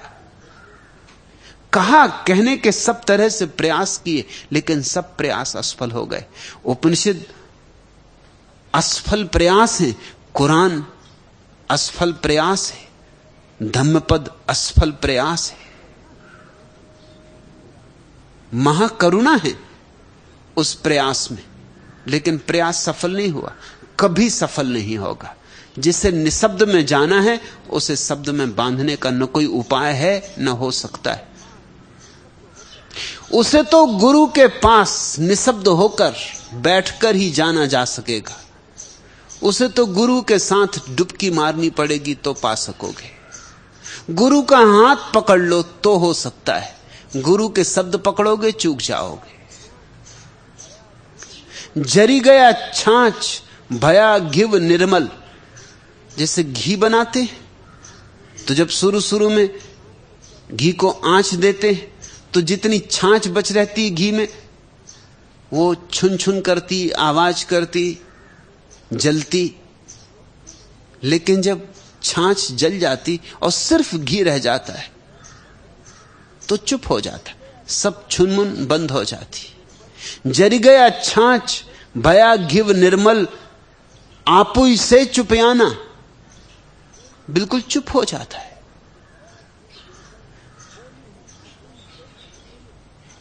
वो बोल नहीं सूझते, मौन सहज हो जाता है। जिन्होंने जाना है उन्हें अपने ज्ञान के पर्वत शिखरों से तुम्हारी अंधेरी घाटियों तक आना बड़ा मुश्किल हो जाता है। बड़ी कोशिश करते, पुकार देते, मगर तुम शब्द समझ सकते हो और उनके पास जो संदेश है अब शब्द का नहीं निशब्द का है। इसलिए सत्संग से तो हो सकता है, अध्ययन मनन से नहीं हो सकता, पठन पाठन से नहीं हो सकता। सद्गुरु क्या कहते हैं इसमें सार नहीं है, सद्गुरु क्या हैं इसमें सार है। सद्गुरुओं से जुड़ना हो तो उनके शब्दों को कंठस्थ मत कर लेना, नहीं तो तोते हो जाओगे। सद्गुरुओं से जुड़ना हो तो उनके निशब्द से अपने को जोड़ना, उनके मौन से अपने को जोड़ना, उनके पास बैठना चुप्पी में, उनके सन्नाटे को पीना। बस उनके पास बैठते बैठते, उठते बैठते किसी दिन तार से तार मिल जाएंगे, किसी दिन जुगलबंदी बन जाएगी, किसी दिन उनके साथ तुम्हारा हृदय धड़कने लगेगा एक लयबद्ध होकर। उस दिन स्वाद मिलेगा। अब न चले जोर कछु मोरा, आन के हाथ बिकानी। पलटू कहते अब मेरा जोर नहीं चलता, अब तो मैं परलोक के हाथ बिक गया, आन के हाथ बिकानी। जब तक अपना जोर चलता था तब तक अपने पास देने को कुछ न था। ये देखते हो विरोधाभास। और अब देने को कुछ है तो अपना जोर नहीं चलता, आन के हाथ बिकानी। अब तो परमात्मा जो चाहे करवाए, उसकी मर्जी, उसकी मर्जी ही संत का जीवन। लोन की डरी परी जल भीतर, जैसे नमक की डली को किसी ने पानी में डाल दिया। लोन की डरी परी जल भीतर, गल के हो गई पानी, वो भी गल के पानी हो गई। यही हमारी हालत है, पलटू कहते। भीतर क्या गए, मन की जो लोन की डरी थी वो भीतर जाते जाते डूबती गई, डूबती गई, खोती गई, खोती गई। और जब कोई अपने बिल्कुल केंद्र पर पहुंचता है तो मन बिल्कुल शून्य हो जाता है। मैं ही खो गया, रह जाता है परमात्मा, रह जाती है उसकी सुवास। हो जिनके पास नासापुट अनुभव करने वाले कर ले, रह जाता है उसका प्रकाश। हो जिनके पास आंखें देख लें, रह जाता है उसका वाद्यहीन संगीत, स्वरहीन संगीत। हो जिसके पास कान सुन ले, हो जिसके पास हृदय अनुभव कर ले। 7 महल के ऊपर 8 शब्द में सूरत समाई। अब तो मेरी स्मृति, मेरा बोध, मेरा भाव, मेरा अस्तित्व सब उस अनाहत नाद में समा गया है। 7 महल के ऊपर 8 7 चक्र हैं मनुष्य के। पहला चक्र तो काम वासना का है, जहां अधिक लोग जीते।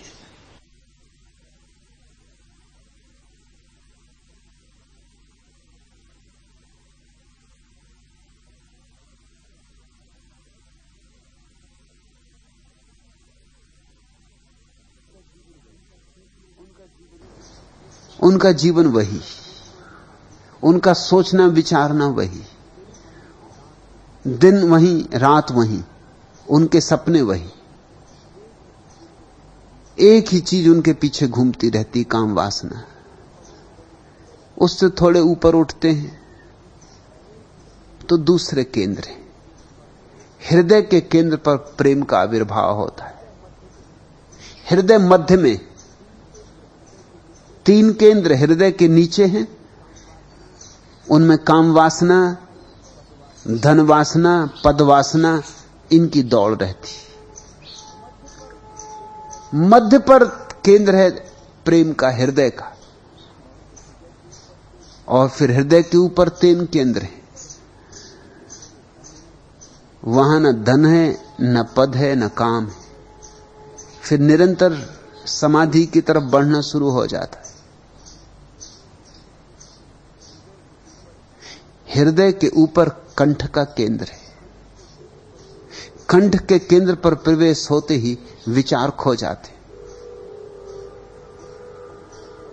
जैसे कंठ अवरुद्ध हो जाता है। फिर उसके ऊपर तीसरी आंख, तृतीय नेत्र का केंद्र है। उस पर आते ही भाव खो जाते, भावनाएं खो जाती, और विचार न रहे, भाव न रहे तो मन गया, क्योंकि मन इन 2 से ही बना है। उसके ऊपर 7वां केंद्र है सहस्त्रार, जिसकी ऊर्जा सहस्त्रार तक पहुंच जाती है। प्रतीक है यह तो कि जैसे 1000 पखरियों वाला कमल उसके भीतर खिल उठता है। मगर ये तो 7 केंद्र है। पलटू बहुत गहरी बात कह रहे हैं। पलटू कह रहे हैं 7 महल के ऊपर 8, इन 7 महलों के ऊपर एक 8वां भी है, क्योंकि जहां कमल है अभी वहां भी स्थूल मौजूद है। फिर 8वां क्या है? कमल की सुवास जो उड़ चली आकाश में। उस 8वें महल को पा लेना मोक्ष, कैवल्य, निर्वाण। 7वें पर जो पहुंच गया उसे 8वां मिल ही जाता है अनिवार्य रूपेण। जिसका फूल खिल गया उसकी गंध अपने आप विसर्जित होती, उसके लिए कुछ करना नहीं पड़ता। 7वें तक श्रम करना होता है, 8वां सहज घटित होता है। इसलिए बहुत संतों ने 8वें की बात ही नहीं की। ऐसा नहीं कि उनको 8वें का पता नहीं था। 8वें की बात ही क्या करनी, वह तो अपने से होता है। 7 तक श्रम है, साधना है, 7 तक सीढ़ियां हैं जो हमें पार करनी। 8वें की बात करने की कोई जरूरत नहीं। जैसे कोई माली तुम्हें बीज बोने की कला सिखाए तो बीज के संबंध में बताए, खाद के संबंध में बताए, भूमि को कैसे तैयार करो, कंकड़ पत्थर कैसे अलग करो, घास पात कैसे हटाओ, ये सब समझाए। कब बीज बो, ठीक घड़ी, ठीक मुहूर्त में, कब वर्षा आएगी, कब वसंत आएगा, सब समझाए। फिर कितना पानी दो, कितना ना दो, कैसी बागुड़ लगाओ, कब तक वृक्ष को रक्षा की जरूरत होगी, ये सब समझाए। फिर कब वृक्ष में फूल लगेंगे, ये भी समझाए। लेकिन ये थोड़ी समझाएगा कि फिर आखिर में फूलों में से गंध उठेगी। वह तो उठेगी। इसलिए बहुत संतों ने 8वें की बात नहीं की। पलटू ने 8वें की बात की ताकि तुम्हें याद रहे कि असली घटना तो तब घटती है जब फूल भी पीछे छूट जाता है, सहस्त्रदल कमल भी पीछे छूट जाता है, और उड़ चले तुम आकाश की तरफ, उड़ चले अनंत की तरफ, हो गए लीन विराट में, ब्रह्माकार हो गए। कल किसी ने प्रश्न पूछा था कि मैं सच में ही ब्राह्मण होना चाहता हूं, मैं क्या करूं? 8वें महल में पहुंचना पड़े, वहीं पहुंच के कोई ब्राह्मण होता है। लेकिन लोग तो पहले पर ही रहते, और जो भी पहले पर रहता है वह शूद्र। वो चाहे ब्राह्मण घर में पैदा हुआ हो, चाहे वैश्य घर में, चाहे क्षत्रिय घर में, चाहे शूद्र घर में, कोई फर्क नहीं पड़ता। काम वासना के केंद्र पर ही जो अटके रह जाते हैं वे शूद्र।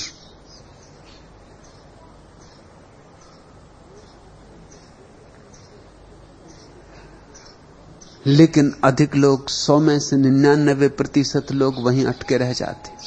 हमने उसी को जीवन मान लिया है। जीवन बहुत बड़ा है। तुम महल के बाहर ही रह गए।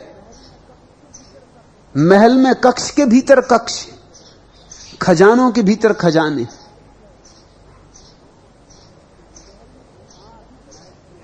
सात महल के ऊपर 8 शब्द में सूरत समाई।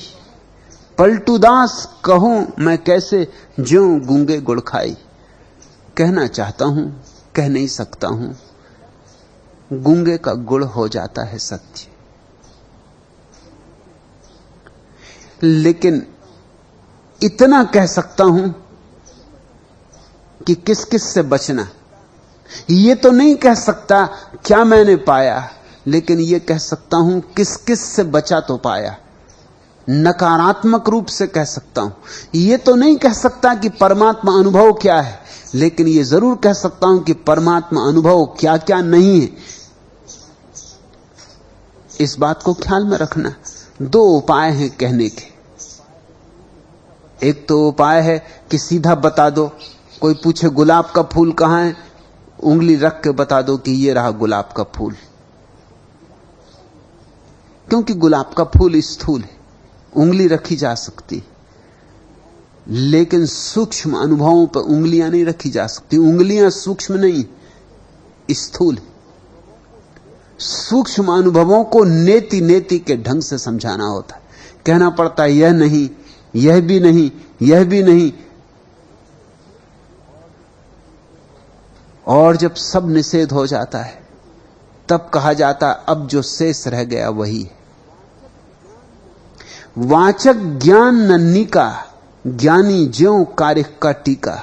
इसलिए पलटूदास कहते इतना मैं कह सकता हूं कि पढ़े लिखे से जो ज्ञान मिलता है वो असली ज्ञान नहीं। असली ज्ञान क्या है मत पूछो मुझसे, ज्यों गूंगे गुड़ खाई।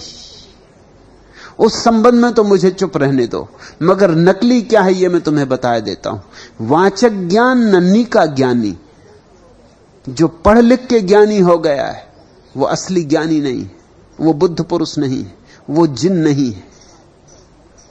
ज्यों कार्य का टीका, वो तो ऐसा है जैसा किसी ने कोलतार का टीका लगा लिया हो।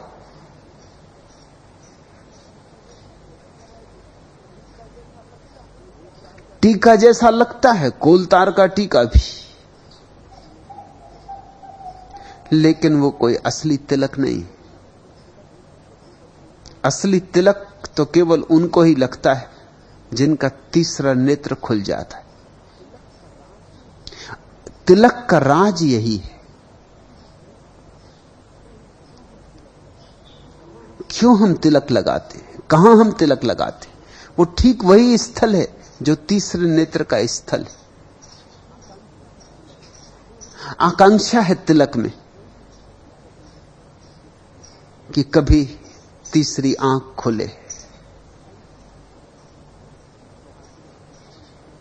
सुहागिन स्त्री तिलक लगाती, टीका लगाती,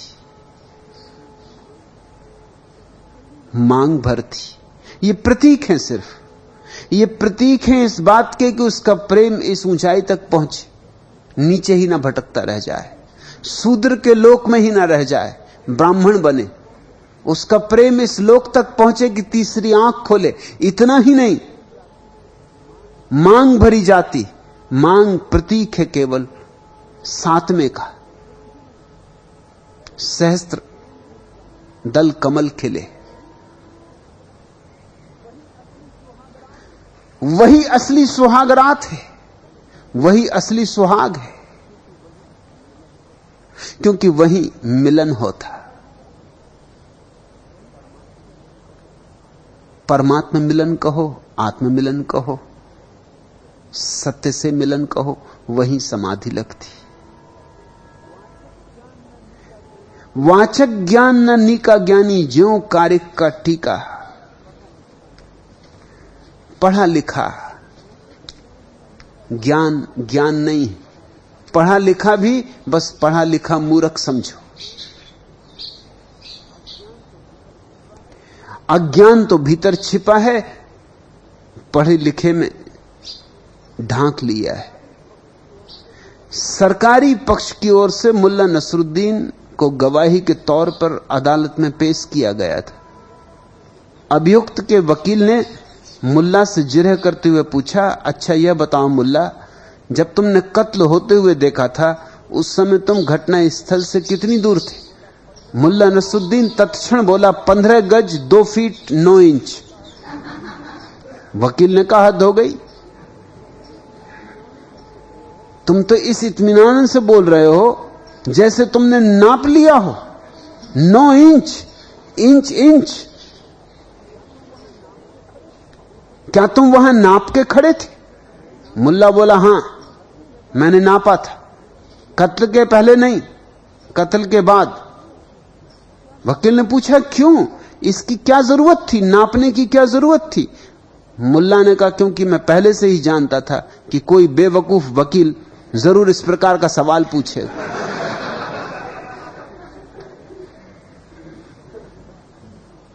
पंडितों के सवाल और जवाब दो कौड़ी के,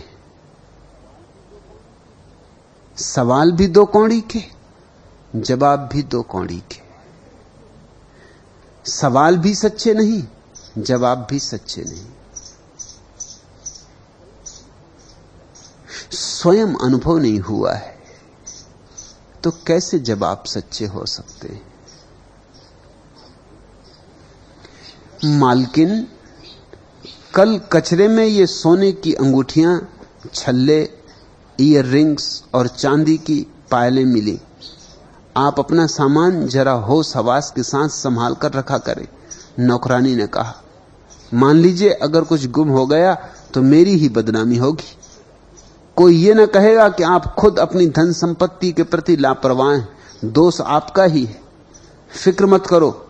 मालकिन ने रहस्य खोला, ये सब चीजें नकली। वह तो मैं भी तुरंत समझ गई थी, नौकरानी ने उदास होकर कहा, तभी तो आपको देने आई हूं।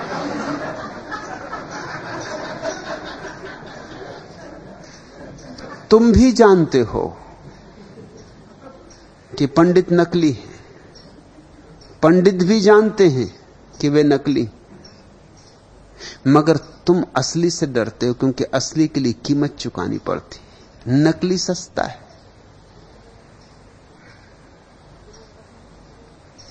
जितना नकली उतना सस्ता, जितना असली उतना महंगा। असली के लिए तो कीमत चुकानी ही होगी, शायद जीवन से चुकानी होगी। वाचक ज्ञान न नीका ज्ञानी, ज्यों कारिक का टीका। बिन पूंजी को साहू कहावे, कौड़ी घर में नहीं, कौड़ी भी घर में नहीं है तुम्हारे तथाकथित पंडित पुरोहितों के। और बिन पूंजी का साहू कहावे, और बिना पूंजी का साहूकार बना बैठा है। मुल्ला नसरुद्दीन के घर में एक रात चोर घुसे। चोर बड़े संभल के चल रहे थे, लेकिन मुल्ला एकदम से झपट के अपने बिस्तर से उठा, लालटेन जला के उनके पीछे हो लिया। चोर बहुत घबराए, उसने मौका ही नहीं दिया भागने का। वो ठीक दरवाजे पर खड़ा हो गया लालटेन लेके। चोरों ने कहा कि भाई तुम तो सो रहे थे एकदम नींद से। और कहानी सुनी है कि एक रात मुल्ला के घर चोर घुसे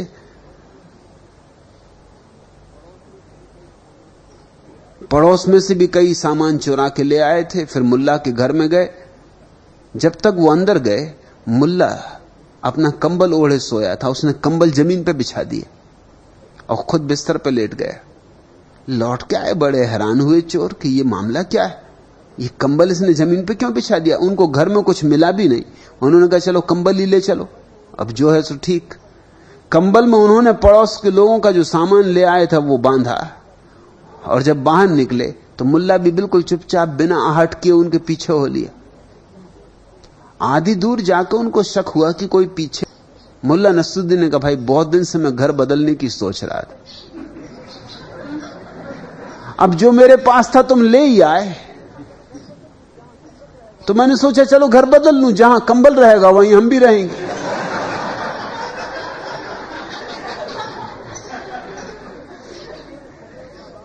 चोरों ने हाथ पैर पड़े हो, कहा बाबा अपना कंबल ले जाओ, मगर कम से कम दूसरों की चीजें जो कंबल में वो तो हमें लौटा दो।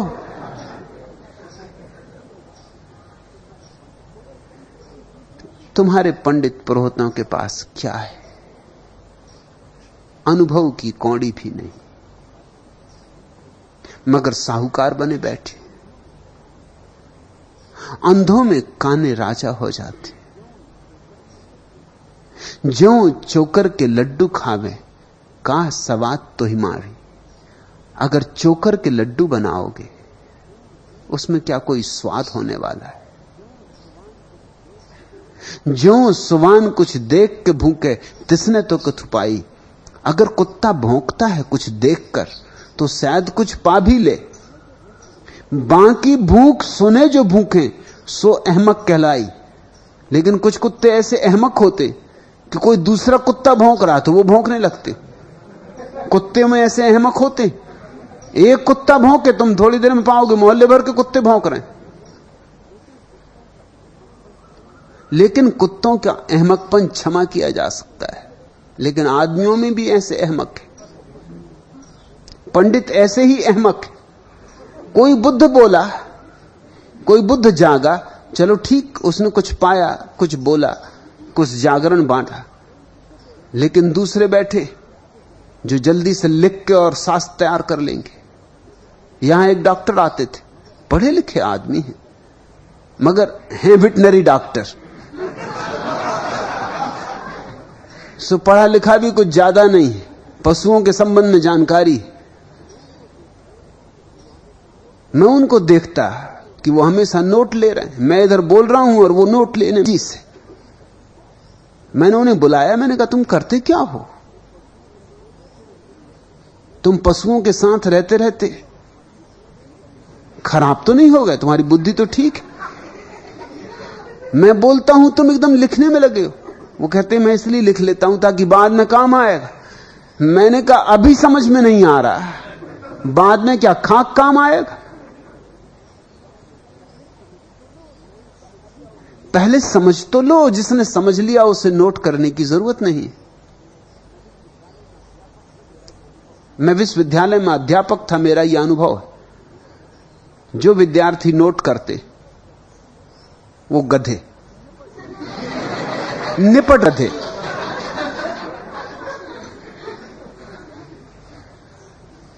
मैं विद्यार्थी भी था, मैं कभी नोट नहीं किया। मेरे एक प्रोफेसर इससे बहुत नाराज थे क्योंकि सारे विद्यार्थी नोट कर रहे हैं, मैं उनके सामने बैठा रहूं।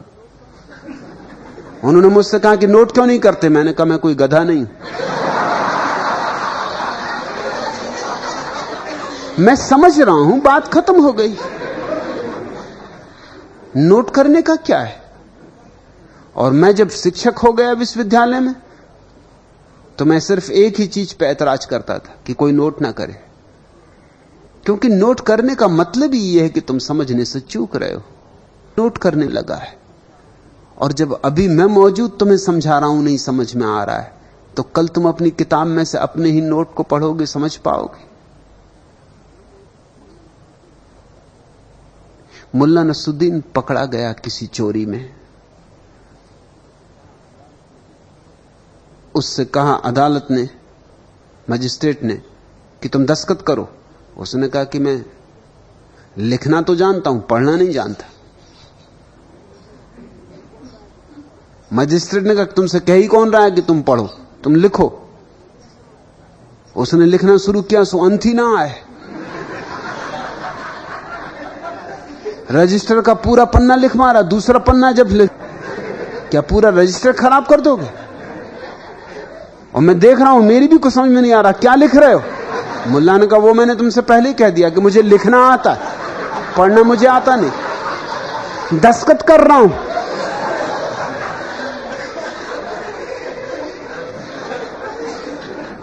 न मुझे शुरू का पता, न मुझे अंत का। अब क्या क्या लिखा है कौन जाने। मैंने उन डॉक्टर को बुला के कहा कि ये लिखना बंद करो, समझने की कोशिश करो। दिया जला हो, उसकी रोशनी में देखने की कोशिश करो। तुम दिए की तस्वीर ले घूमना, उससे कुछ रोशनी नहीं होगी। और तब तुम दिए को गाली दोगे कि दिया गलत रहा होगा, ये कैसा दिया। भूल सब तुम्हारी है। बुद्ध बोलते, पंडित इकट्ठा कर लेते। ये तुम चकित होगे जान के कि महावीर तो छत्री थे, जैनों के 24 तीर्थंकर छत्री थे, लेकिन महावीर के जो गणधर थे वो सब ब्राह्मण। ये बड़ी हैरानी की बात है। छत्री तीर्थंकर के जितने गणधर थे, जितने प्रमुख शिष्य थे, वो सब ब्राह्मण पंडित, और उन्होंने ही महावीर के वचन लिखे। वो पंडित अपनी आदत से बाज नहीं आ सकता, और पंडित जो लिखेगा वो गलत हो जाएगा।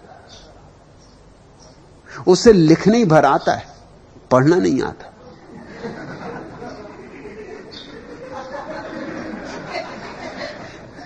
खलील जिब्रान की बड़ी प्रसिद्ध कहानी कि एक कुत्ता नेता हो गया। अब कुत्ता नेता हो जाए तो समझाए क्या? वो कुत्तों को ही समझाने लगा कि देखो हमारी कुत्ते की जाति का कितना पतन हो गया।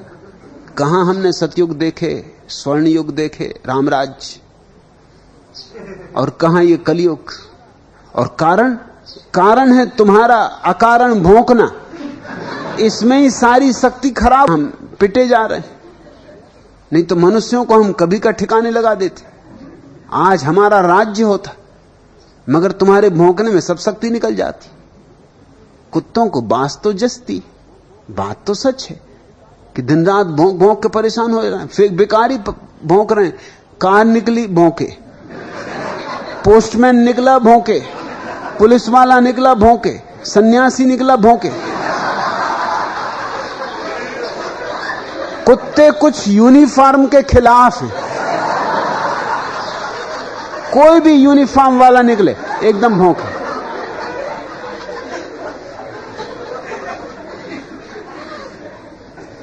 बात तो जचे को भी कैसे